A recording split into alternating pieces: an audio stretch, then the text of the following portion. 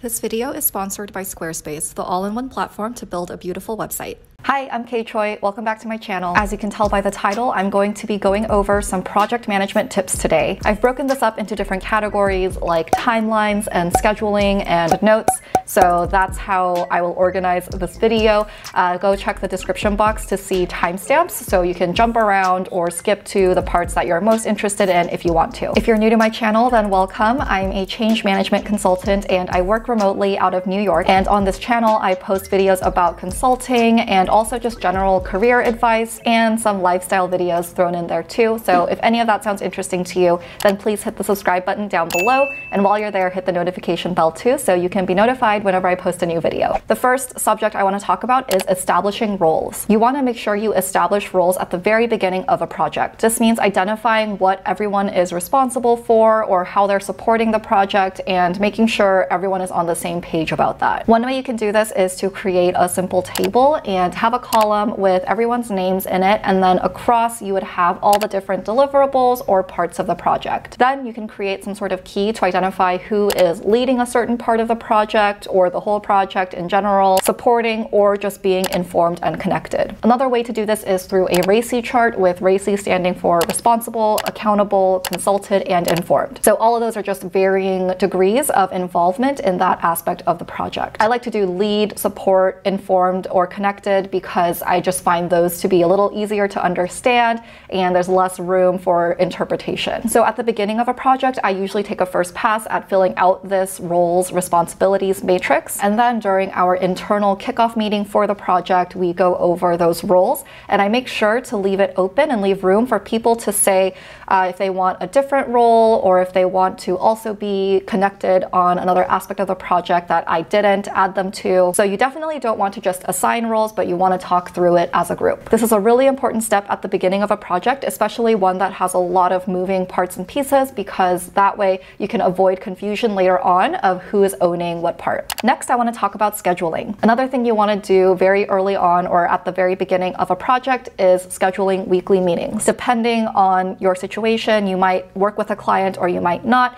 But in my case, we work with clients, so I always schedule an internal weekly meeting and also a client weekly meeting. I usually try to schedule these strategically so that the internal meeting is at least a day before the client meeting, and that way we have time as an internal team to align on what we're showing to the client or what we're discussing with the client for that week. Again, this is a really important thing to do early in the project, and it helps you remain accountable and keeps you moving forward and continuing to make progress every single week. And you'll still have to schedule some one-off meetings with the client or with the project team depending on where you're at in the project, but it's really helpful to have those weekly meetings. And if you don't need the weekly meeting one week for some reason, you can always cancel it, and people love having meetings get canceled, so that's always a good thing. Next, I want to talk about the meetings themselves. Always send an agenda in advance of the meeting, even if it is just like 10 minutes before. Preferably if the meeting is in the afternoon, let's say, it's good to send the agenda that morning or even 24 hours in advance if you can. And the agenda doesn't have to be too complicated. It can literally be one item if that's all you have to discuss, but having that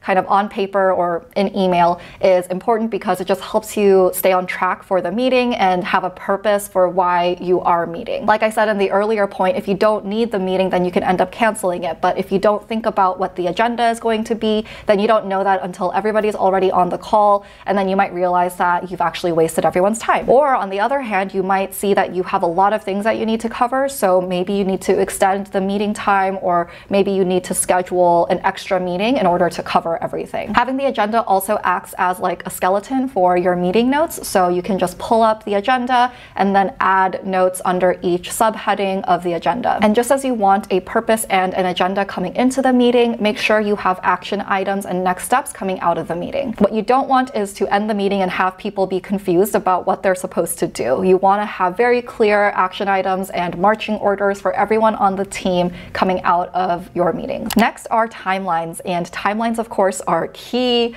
They're essential to project management, and if you don't have a timeline, If you don't have a clear timeline, then there's no way you're going to get everything done in the order that it's supposed to be done and by the deadline. So a few things about timelines. Be ready for the timeline to change and evolve throughout the project. That is very natural, and you just have to roll with it sometimes. When you're building the timeline, you want to make sure that you're accounting for all of the right steps, especially if there are lots of different internal handoffs that have to happen. Make sure you're giving each person in that chain of events enough time with whatever task it is that they have to do. But also be ready for the timeline to change throughout the project, because that's just natural. Things happen, deadlines get pushed or they get made earlier. The important thing is to communicate all of that with all of your project team members so nobody is blindsided by a change in the timeline. Also, I usually have two versions of a timeline. So I have an internal one that has all of the details of all of our different handoffs,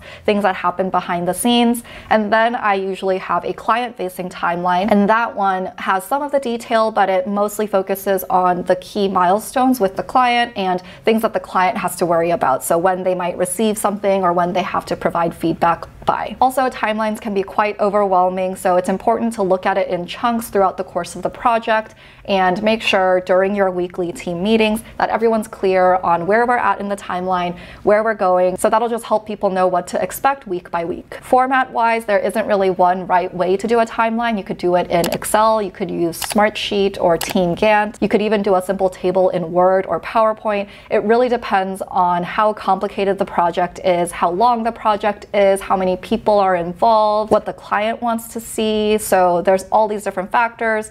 So depending on that, you might use any one of those options or more to create your timeline. The last element of project management that I want to talk about in this video is taking notes. Similar to timelines, I don't really have a single system that I use to take notes and keep track of notes for a project. For some projects, I might use OneNote, which is a Microsoft program, and it's like a shared note-taking folder system thing. That was a horrible description, but it's a program for taking notes and you can share via the cloud. You might also just take notes in Word and keep a folder in a shared drive, or you might send the notes via email after every meeting, whether it's an internal meeting or a client meeting. Now, regardless of how you do it, the important thing is that you do it in the first place, because you want to have that paper trail to keep track of what you're accountable for, what your teammates are accountable for, and what the client is accountable for. Especially if you're working on multiple projects at once, there's no way you're going to remember everything. So you want to make sure you write it down so you can always refer back to something in case you feel like, oh, I feel like the client had said something about this. You can go back to your notes and see exactly what it was. As an overarching element of project management, I think communication is really, really important. From the beginning, you want to communicate roles, you want to communicate the purpose of why you're meeting, and you want to communicate and keep your whole team informed of what's coming up so they know what they need to do and what they're working towards. There are always going to be unexpected things that happen in a project.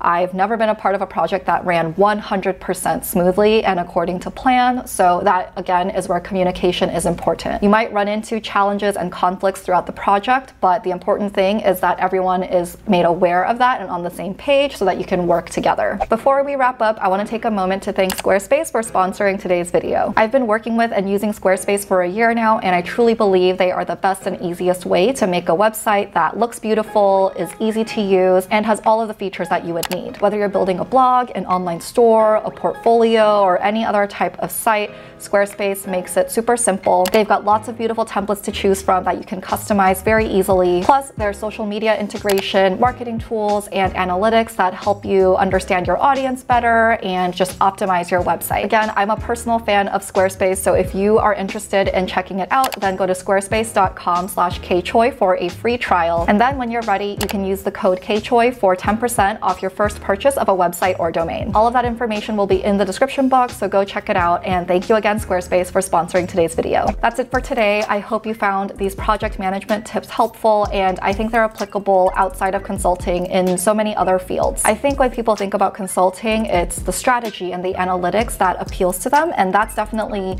really interesting. But of course, having good project management skills is the foundation for having a project run successfully. So while it might not be the most exciting for some people, for other people, definitely project management is like where they thrive. But for some, it might not be the most attractive, but it's a very important skill to have regardless of the job that you're in. Let me know in the comments what other project management tips you have and what other types of videos you'd like to see on this channel. And as always, thank you so much for watching and supporting my channel, and I will see you in the next one. Bye.